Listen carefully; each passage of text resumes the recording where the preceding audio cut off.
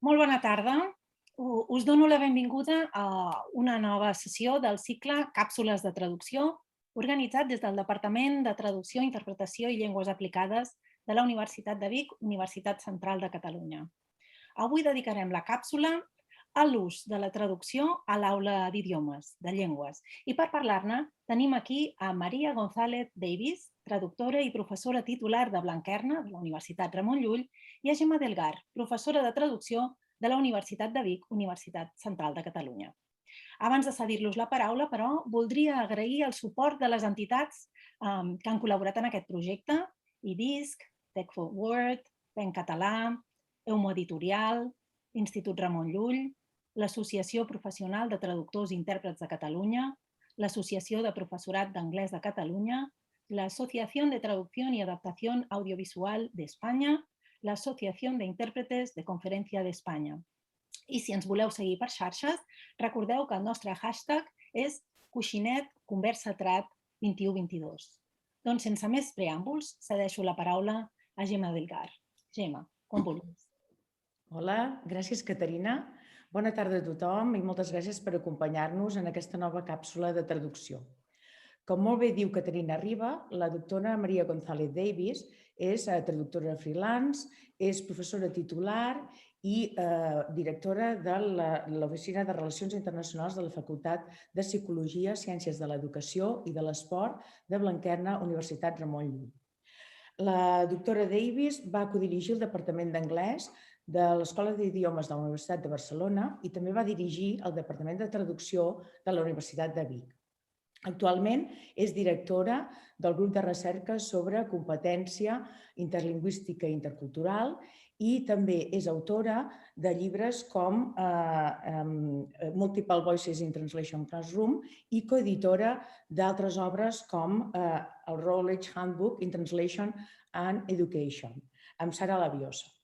Per tota aquesta trajectòria que he esmentat i per la relació que Maria González ha mantingut amb la Universitat de Vic i en particular amb el Departament de Traducció, Interpretació i Llengües Aplicades, és un gran plaer per mi entrevistar-la, poder-la entrevistar i sense més preàmbuls li voldria donar les gràcies per haver acceptat la invitació i donar-li la benvinguda a les nostres càpsules. Molt bé, moltes gràcies, Gemma. El plaer és meu, com bé dius, una relació de fa moltíssims anys amb la Universitat de Vic i sobretot amb la Facultat de Traducció. Per tant, em sento aquí en família i us agraeixo molt la invitació que m'heu fet. Molt bé, doncs comencem amb les preguntes. En primer lloc, ens sembla que aniria bé de situar, seria interessant situar i revisar una mica el canvi de perspectiva que s'ha produït en els últims anys en relació amb el paper de la traducció en l'ensenyament de llengües. Maria, com s'ha vist l'ús de la traducció als diferents enfocaments d'ensenyament de llengües, especialment de llengües addicionals, i en quin punt ens trobem ara mateix? Molt bé, Gemma. Sí, m'agradaria marcar una mica, abans de contestar concretament a això que em preguntes, l'ús de la traducció, en quins àmbits podem parlar d'ell, no? Tenim la traducció per traductors professionals, d'una banda, podríem parlar de 4 àmbits. La traducció per preparar traductors, formar traductors, la traducció com a eina per ajudar a avançar el que és l'aprenentatge de llengües estrangeres en general, la traducció també, no oblidem, per preparar en llengües els professionals de la traducció, que això és un camp que cada vegada està creixent més i és molt interessant. Necessiten els traductors un enfocament de classe de llengües diferent. Quin rol jugaria aquí la traducció? Potser és diferent del de les classes de llengua estrangera en general. I també l'ús de la traducció, el 4è àmbit, que seria per desenvolupar el que el Common European Framework, el marc comú europeu de referència, anomena mediació, que seria desenvolupar bàsicament la competència plurilingüe i la competència intercultural. Per tant, veiem que molt lluny de la idea que la traducció a classe de llengües només serveix per fer un examen descontextualitzat amb 4 frases, en realitat els que fem traducció ho sabem, és un àmbit molt ric i complex i que realment és molt satisfactori per tots els que ho practiquen. Respecte a la visió de la traducció, un cop fet aquest marc, jo diria que es podria dividir en dos àmbits molt diferents, dos moments, grosso modo, molt diferents. Previ als anys 90, evidentment del segle passat, i després dels anys 90. Abans dels anys 90 venim de la gramàtica i traducció, del mètode que tots coneixem, que s'anomena de vegades tradicional, on s'aprenia la llengua a base, bàsicament, de llistes de vocabulari bilingües, molt sistematitzats, els llibres de text, si els mirem, tot és molt sistematitzat, és escriptura i lectura, molt poca comunicació. I sabem que a partir dels anys 60-70, i fins i tot abans amb el que és el moviment de la reforma, que hi havia un Vietor, un Sweet, etc., a principis del segle XX, hi ha una reacció en contra d'aquest aprenentatge estàtic, només amb gramàtica i traducció, i això al final desemboca amb el que coneixem com l'enfocament comunicatiu. Als anys 70, sobretot, i jo crec que tu i jo, com a professores de llengua, i moltes de les persones que són aquí amb nosaltres avui, ens hem format com a professors i professores de l'enfocament comunicatiu. I tu recordaràs segurament, Gemma, que ens deien no feu servir mai la gramàtica ni la traducció, no? Clar, això es basa en la premissa, en dues, bàsicament. Una, que la llengua addicional s'aprèn millor si l'aprenem com l'aprenen els nens la seva llengua pròpia. Això, evidentment, si pensem una mica, és totalment erroni. I que el parlant ideal és el parlant nadiu. Llavors, què passa a partir dels anys 90? Doncs tot això es qüestiona, com dic, i la globalització, els moviments migratoris, nova recerca dintre del món acadèmic, com funciona el cervell, etc., fan que canviï aquest paradigma. Lentament estem ara també treballant sobre això i es va cap al que es coneix com el plurilingual turn, és a dir, un gir en la manera de veure com aprenem llengües, cap al plurilingüisme. I això ha portat a estudis molt, molt interessants. Per cert, entre parèntesi, tot aquest tema de que no es pot fer servir la gramàtica, la traducció, etc., no hi havia cap recerca, cap ni una, que avalés això. En canvi, ara, amb aquest plurilingual turn, amb aquest gir plurilingüe, doncs hi ha moltíssima recerca, ja ho sabem, i es basa també en això, com funciona el cervell, com s'aprèn en realitat, etc. I té una vessant fins i tot ideològica, política, vull dir, anem cap a molta més complexitat. Podem pensar en una Ofèlia García, en una Claire Camps, Larsen, totes aquestes persones adopten aquesta mirada també des d'un punt de vista molt polític, que és molt interessant. I finalment, per donar aquesta pinzellada, ja dic grosso modo, evidentment també ens hem de qüestionar per què a matemàtiques, a ciències socials, a qualsevol altra assignatura es tenen en compte els coneixements previs, però en l'aprenentatge de llengües no.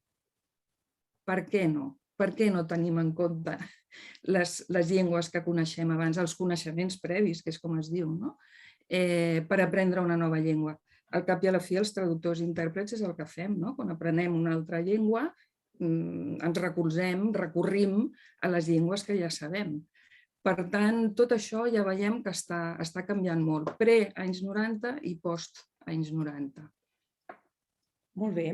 Has parlat de plurilingüisme i en un moment en què el marc europeu comú de referència dona molt valor a la diversitat lingüística, aniria bé recordar quina és la diferència entre plurilingüisme i multilingüisme, atès que moltes vegades els utilitzem com a termes sinònims o indistintament i el Consell Europeu diu que hi ha una diferència i que són conceptes diferents. Sí, i no només el Consell d'Europa, sinó també de diferents estudis, com hem esmentat, hi ha diferents perspectives sobre això.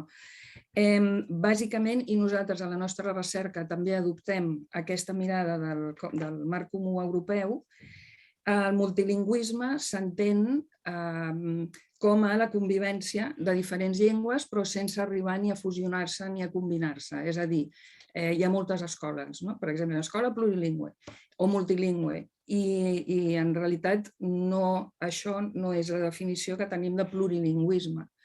Multilingüisme seria quan tenim les llengües en compartiments, és a dir, aquesta escola ensenya anglès, francès, alemany, català, castellà, el que sigui, però aquestes llengües, aquestes classes mai arriben a tenir un projecte comú. En canvi, la idea de plurilingüisme és diferent, perquè aquí seguim el treball ja des dels anys 70 de Jim Cummins, per exemple, i la seva hipòtesi de la interdependència, és a dir, ell treballa molt bé i explica molt bé, ho recomano a qui no ho hagi llegit, tot el tema de com hi ha un coneixement entre totes les llengües en comú que podem aprofitar per parlar una llengua nova. Per tant, multilingüisme nosaltres ho entenem com compartiments, hi ha moltes llengües però no hi ha cap relació, molt poca, i plurilingüisme és quan s'estableixen aquestes connexions molt visiblement entre totes les llengües per avançar en l'aprenentatge d'una nova o també, com dèiem abans, per desenvolupar la competència plurilingüe intercultural. Espero, sí, queda clar. Sí, jo crec que sí.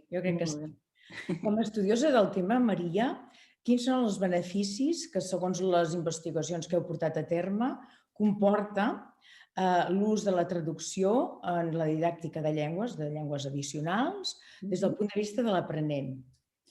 Com afavoreix l'aprenentatge? Sí, ara ja hem portat, i no només nosaltres, evidentment, molta gent, bastanta recerca sobre això, i s'han vist avantatges tant des del punt de vista cognitiu com metacognitiu i socioafectiu. I m'agrada subratllar sobretot el tema socioafectiu perquè potser és una novetat també dintre del que és l'aprenentatge de llengües. Cognitiu, aquí de vegades s'oblida, però com he comentat abans la traducció era escriure, llegir. Però recordem que hi ha intèrprets. Per tant, les 4 destreses clàssiques que coneixem, llegir, escriure, però també escoltar i parlar, entrarien dintre de l'ús de la traducció en un aprenentatge de llengües. També pensem que estem, si no seguim aquest paradigma plurilingüe, d'alguna manera és una mica estrany, perquè estem pensant en fer plurilingües a través d'un ensenyament monolingüe a persones que ja són bilingües o plurilingües. Per tant, tots aquests punts de les 4 destreses, vocabulari, gramàtica, ho podem fer tot amb traducció. Sempre entenent que la traducció no és només la traducció com entén molta gent, que és llegir un text i traduir-lo, que també, però hi ha moltíssimes maneres de jugar amb la traducció, de fer-la molt motivadora i de realment treballar sobre la creativitat, l'agilitat mental, la imaginació, etc., com sabem els traductors i traductores. Per tant, des del punt de vista cognitiu, tot el que es fa, les competències que s'adquireixen amb llengües, amb aprenentatge de llengües, s'adquireixen també amb traducció. Des de metacognitiu, evidentment, també hi ha molts estudis que ja diuen que l'ús de les pràctiques plurilingües naturals, entre les quals tindríem la traducció, també hi ha el code switching, o sigui, el canvi de codi lingüístic dintre d'una mateixa frase, per exemple. Tot això ajuda a avançar, en realitat, en l'organització i planificació, per exemple, d'una redacció, és igual, d'un projecte. Doncs moltes vegades veiem que els alumnes estan parlant entre ells en una altra llengua que no és la llengua meta i ens portem les mans al cap i diem com pot ser, no, vinga, parleu francès o parleu anglès o el que sigui. I potser en aquell moment estan planejant i organitzant. I llavors això enriqueix bastant el producte. I des del punt de vista socioafectiu, que a mi personalment és dels que més m'agrada i em convenç amb tot això, és que si estem respectant aquestes altres llengües que tenim a l'aula, estem enriquint el nostre repertori lingüístic amb elles, el que s'està veient, sobretot a escoles d'alta complexitat, no només a escoles d'alta complexitat, però aquí ajuda moltíssim a respectar les identitats i a conèixer les identitats els uns dels altres. Poden començar el curs amb estereotips, i això també està molt investigat, sobre els companys o companyes xinesos, xineses, d'altres llocs, etc.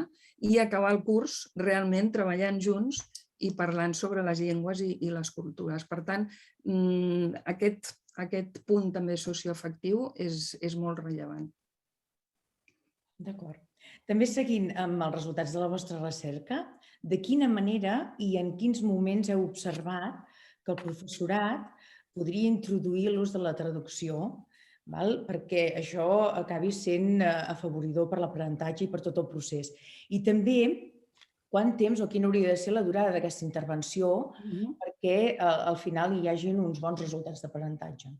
Sí, el que hem vist és, bàsicament, la traducció és una activitat més. És a dir, igual que podem fer una activitat d'escolta o podem fer una lectura, la traducció hauria de ser una activitat més que veiem que pot ser útil dintre d'aquella seqüència didàctica que hem preparat dintre d'aquell projecte i en aquell moment diem, doncs mira, ara aniria bé fer aquesta activitat, aquesta reflexió sobre les diferents llengües, cultures, dintre de la meva seqüència didàctica. Per tant, i això crec que és important dir-ho, no estem parlant d'ara tornar a canviar tot el programa, tornar a fer coses noves. No.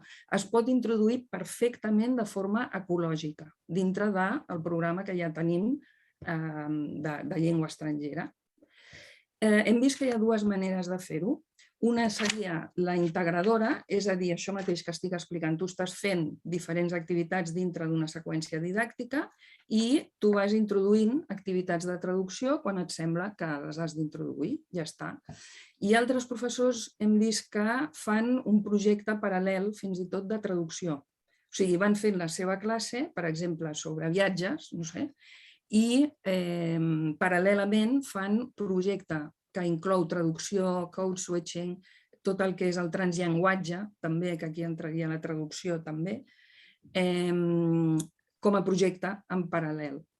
Per tant, més que quan dura, doncs com li sembli al professor. Per exemple, un projecte paral·lel que fan a molts llocs i que realment surt molt bé tant a primària com a secundària, i a la universitat també ho he fet jo, i ha agradat molt, és el dels paisatges lingüístics. I això és que els alumnes surten amb el mòbil, que això sempre agrada molt, i van fotografiant tot el que tenen al seu voltant, al seu barri, en plurilingüe, en multilingüe, en diferents llengües. I hi ha moltes coses. I una de les descobertes és aquesta. Molts sempre conclouen els alumnes que no s'havien adonat que vivien en un món tan plurilingüe. Per tant, també aquí estem fomentant una actitud i un entendre que el plurilingüisme és la realitat, és el món real. I potser el que estem fent dintre de les aules no reflecteix aquesta realitat que tenim al voltant. Ara acabes d'esmentar el transllenguatge. Ens podries donar un exemple de transllenguatge perquè així ho visualitzem tots una mica? És un terme que s'utilitza molt. Sí, transllenguatge va començar a País de Gal·les, el Williams, que el que va fer va ser crear una activitat pels seus alumnes gal·lesos, gal·lesos parlants i angloparlants, perquè aprenguessin la llengua dels companys i companyes.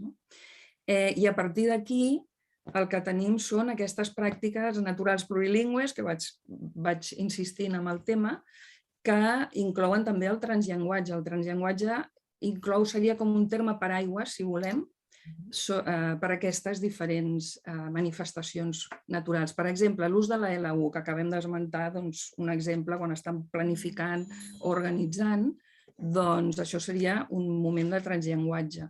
Perquè a més canvien, de vegades van a la llengua estrangera, a la pròpia, a la de l'altra, a la de tal, vull dir, canviem, és que sembla que separem el que són els alumnes del que som nosaltres, quan nosaltres també ho fem.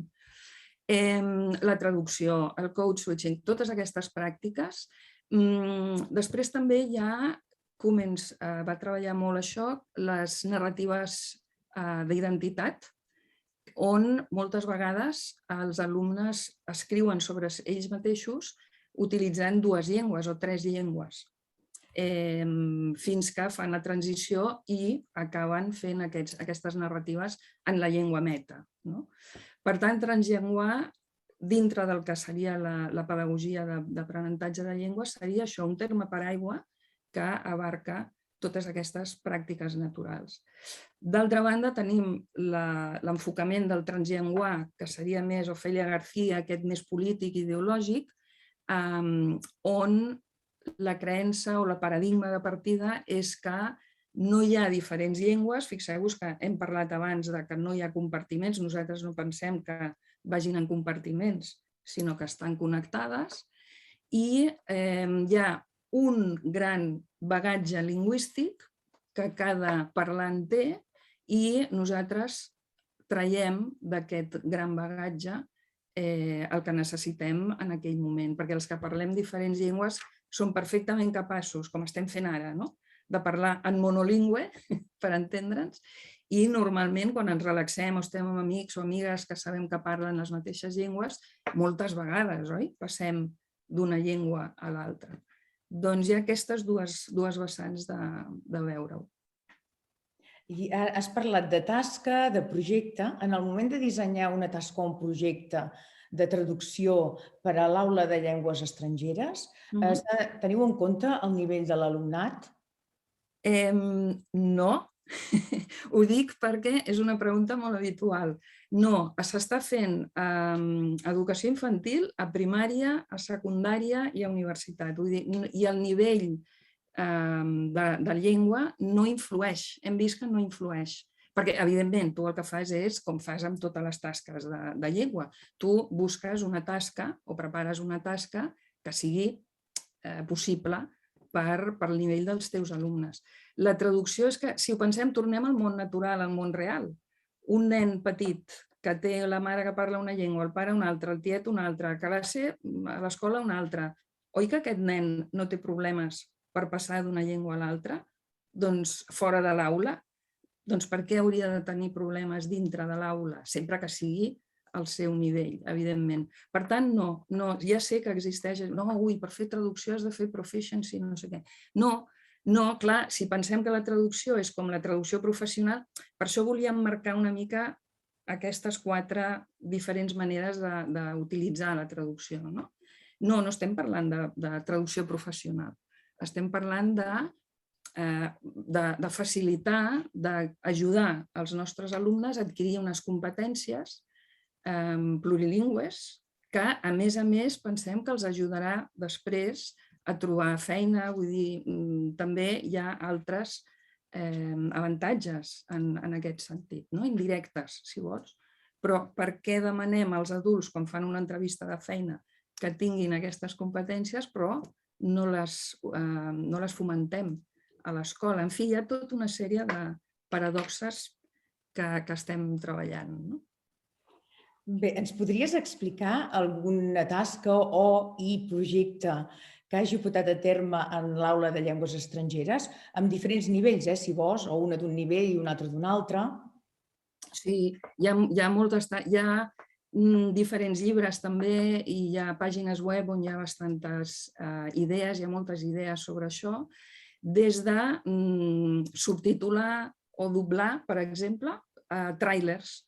Això s'està fent molt, els tràilers de Harry Potter, per exemple, o un tràiler de qualsevol pel·lícula.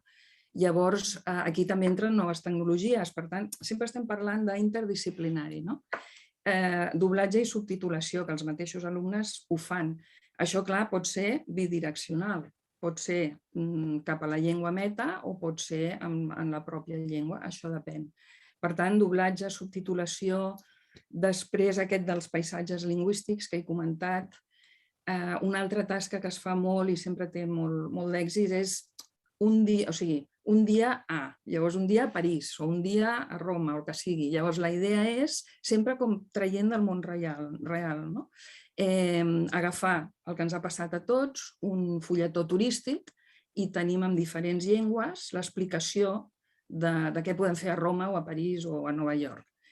I tenen un dia, tenen 20 euros i no ho tenen en cap de les llengües que ells coneguin.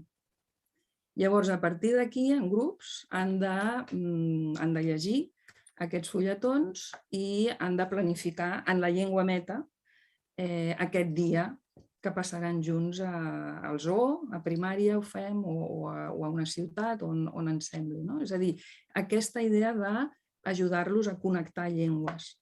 I després ja tu pots fer o no, sempre una reflexió, això sempre, però la pots fer, com dèiem abans, més sofisticada o menys sofisticada segons el nivell dels alumnes. No sé, hi ha moltíssimes tasques. I a nivell de projecte, un projecte així més ampli? Sí, mira, us comentaré un projecte molt maco que vam fer a Collasso amb tercer de primària, i llavors va ser ciències socials, matemàtiques, anglès, català, castellà, tots. Llavors el que vam fer és preparar una sortida al Palau Güell i tot, o sigui, va ser genial, molt maco, tot el que és la geometria de les rajoles, per exemple, tot això a matemàtiques. Després, ciències socials, la història del Palau Güell i tal. I en llengües, què vam fer? Amb traducció. Doncs el que vam fer és preparar un guió de guia turístic del Palau Güell. Estic parlant de tercer de primària, imagineu-vos, abans que em preguntaves del nivell, un guió turístic, de guia turístic, i en anglès, en català, castellà, en aquell moment, i a més van entrar les famílies i els van ajudar a traduir aquests guions en les llengües de casa, de cadascun dels nens. I el producte, si volem, final, sempre sabem que hi ha procés i producte, el producte final va ser que van anar totes les famílies al Palau Güell i els propis alumnes, tercer de primària, insisteixo, van fer de guies turístics en la seva llengua, la llengua de casa, pels seus pares, els seus tiets, i després es va fer un llibre on els pares, en les diferents llengües, van comentar sobre les seves percepcions sobre aquest treball que havien fet els seus fills i filles. I, en fi, com aquest projecte, molts. Molt bé. És aquesta part també socioafectiva que comentaves.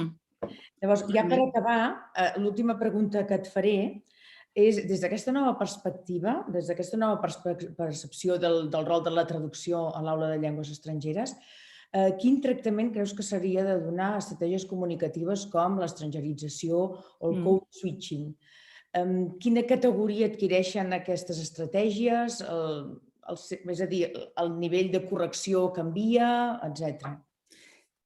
Perfecte, m'alegro que m'hi hagas esta pregunta, perquè això és crucial, és a dir, és cabdal.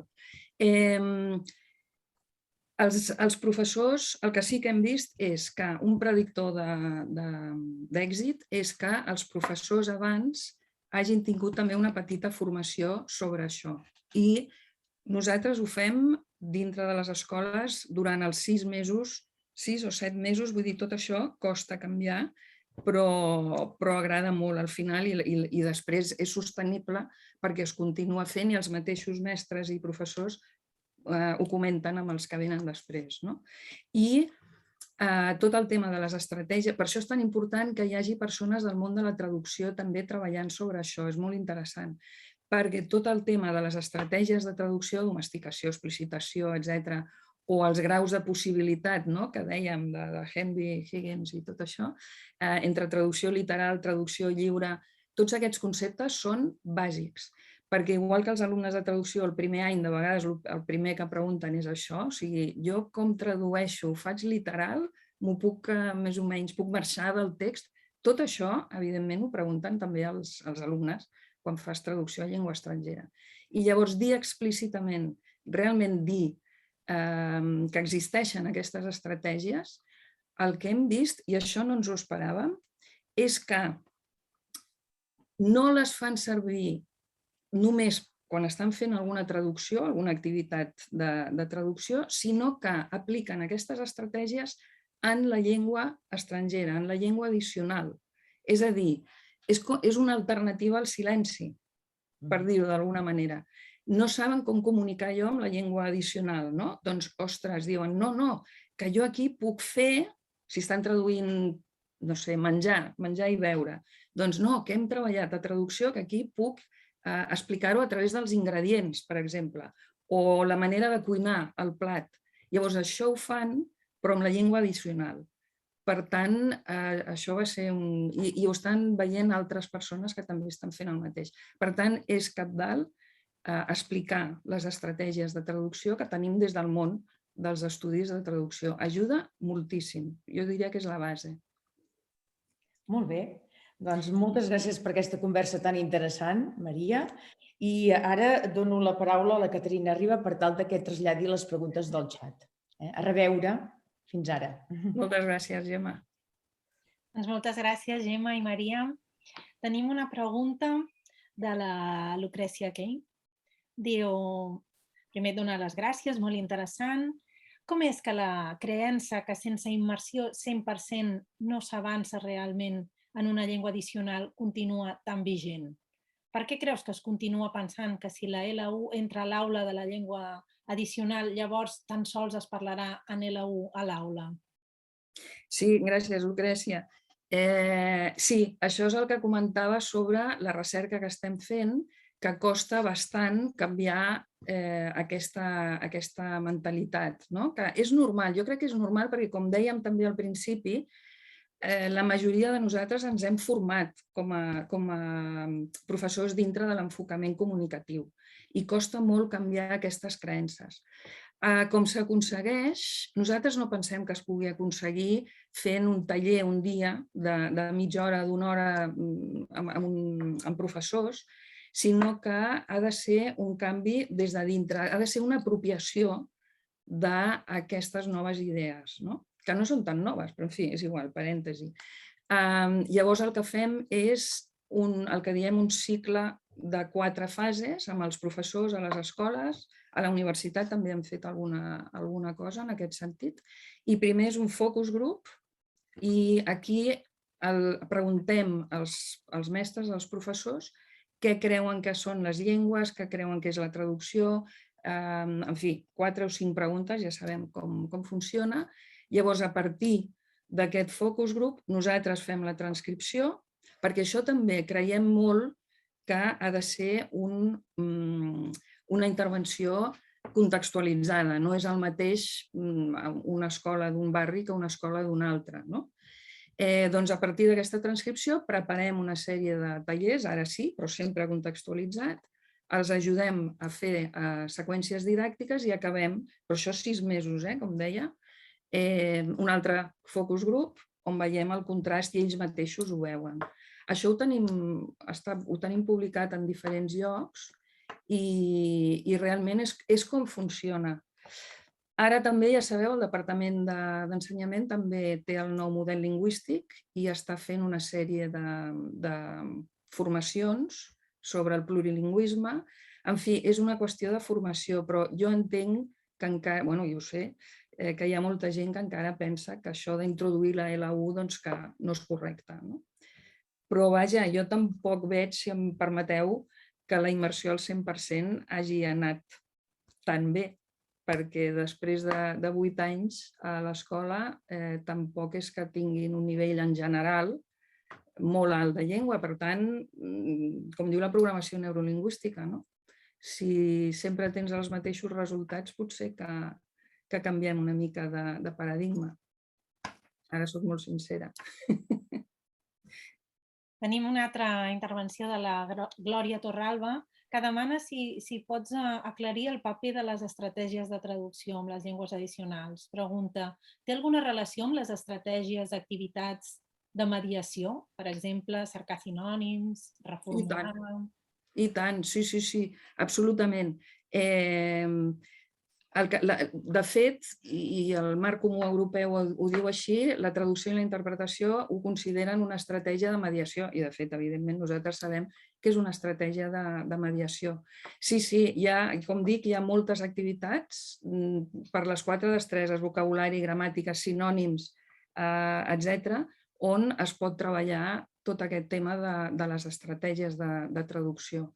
Jo recomano sempre el llibre aquest de Henry Higgins Haywood, que tenien 2 edicions, etc. Si voleu, després puc passar una petita bibliografia i la podem compartir, com vulgueu, perquè hi ha les estratègies estan molt ben explicades les estratègies de traducció. És per traductors, però estem parlant de connectar, doncs connectem estudis també i connectar els estudis de traducció amb els estudis d'adquisició de llengües. I aquestes estratègies s'han de passar també directament a l'aprenentatge de llengües addicionals. Absolutament. I Maria, no sé si ens podries parlar una mica més d'aquest qüestionament del parlant nadiu i si s'ha substituït per algun altre terme. Sí, tornem a la realitat.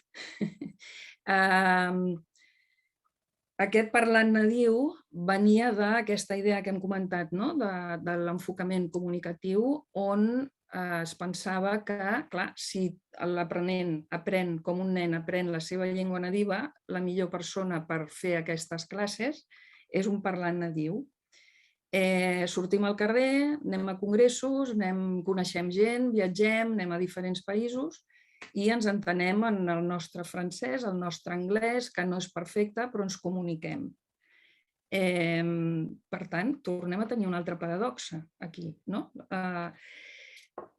Ara el que es demana no és que necessàriament sigui un parlant nadiu qui faci les classes, sinó una persona, evidentment, amb un nivell elevat de la llengua, però que tingui aquesta competència plurilingüe i sigui capaç de connectar les llengües que té a l'aula per totes aquestes raons que hem dit i que sigui capaç d'avançar amb els propis alumnes, no enfrontant o amb aquest distanciament que pot haver entre un professor i els seus alumnes.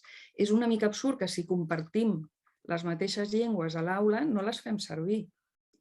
Recordarem tots, i potser encara es fa, molts professors que es canvien el nom i es posen un nom en anglès o en francès o en alemany, i dius, no, però si jo em dic Júlia o Maria o Joan, per què m'he de dir John o Mary? En fi, tot relacionat amb el tema del món real i que de vegades dintre de l'aula no... I com a últim punt, el marc comú de referència ja no parla, i a més ho diu expressament, que ja no busca el parlant nadiu només, vull dir, evidentment si és parlant nadiu no passa res, però que ja no és només el parlant nadiu, sinó que el que es busca és, ells diuen mastery, el tenir un bon nivell d'aquella llengua i tenir aquesta competència plurilingüe. Tenim a l'Agnès Figuera que ens diu: jo la traducció la faig servir amb alumnes de francès a l'institut per treballar la barreja de diversos temps verbals. Una mica en la línia... Perfecte, moltes gràcies. Sí, clar, aquest estudi contrastiu de vegades, que també... És que, no sé, jo recordo que quan jo era 100% enfocament comunicatiu, era allò que et passaves 10 minuts per explicar no sé què, amb gestos, amb no, sí, allà, tal, i dius, però si en 3 segons ho tradueixo un moment, però només tradueixo una vegada, això sí, vull dir, no és que l'alumne s'hagi de recolzar en que traduirem tot, però en 3 segons, tradueixo una vegada i aquells 10 minuts puc fer una activitat en la llengua meta. Enteneu què vull dir? O sigui, en comptes de perdre aquests 10 minuts en fer gestos i saltar sobre la taula i no sé, totes aquestes coses que fèiem abans, fem una activitat en llengua addicional, en llengua meta. Com expliques els marcadors de discurs, per exemple, malgrat, clar, o paraules abstractes. Llavors, ara això sí, és molt important que els alumnes no es recolzin. Hem de tenir molt clar que si tradueixes una vegada i ja està, no contínuament. En Marcos Cánovas diu: en connexió amb el que has comentat sobre les dificultats d'assolir un nivell adequat de llengua estrangera en el nostre entorn formatiu, les universitats catalanes van fracassar quan van plantejar un nivell mínim de B2 en la llengua addicional per obtenir les titulacions. Com ho veus? Jo ho veig com una continuïtat del que he comentat abans. Clar, arriben a la facultat i aquí ja no estudien obligatòriament, si no volen, cap llengua estrangera. O sigui, si durant els cursos escolars no han assolit aquest nivell, si no estan molt motivats, no s'apuntaran a una escola d'idiomes o no faran llengües a part. Per tant, des de la universitat, això també, com molts de nosaltres aquí avui, ho visc i és una llàstima, evidentment, però si no estàs motivat no estudiaràs més del que et toca dintre la teva carrera. I potser aquí tots som de llengües, de traducció, vull dir que ens agraden les llengües, però si ja vas a altres estudis on les llengües no tenen una presència tan important, costa molt que aquells 4 anys l'alumne, a més, s'apunti a acabar d'estudiar aquella llengua. Això s'ha d'estudiar bé, a veure com es podria aconseguir. Cada vegada hi ha més assignatures en anglès a diferents universitats, això és veritat, assignatures del currículum, diguem-ne, o assignatures que s'imparteixen en modalitat AICLE, allò de codocència, no? A poc s'està entrant per aquí i potser seria un camí també més natural. Això s'ha de parlar, totalment d'acord. No sé si algú més vol aprofitar que tenim la Maria aquí per fer algun altre comentari o alguna altra pregunta. No, Maria? Mira, aquí diu, et donen les gràcies, les reflexions, efectivament, molt útils i molt interessants. Doncs molt bé, moltíssimes gràcies, Maria, ha estat un plaer escoltar-te i anar seguint aquestes reflexions, food for thought. Us emplaço a tornar aquí el dia 26 d'abril a les 7, en què tindrà lloc la propera càpsula, aquest cop amb Patrick Zabalbey-Ascoa i Paula Igareda, en què parlarem de repàs, crítica, actualització, innovació en les tècniques de traducció. Doncs moltes gràcies, Maria, moltes gràcies, Gemma, i a tots vosaltres que ens heu seguit.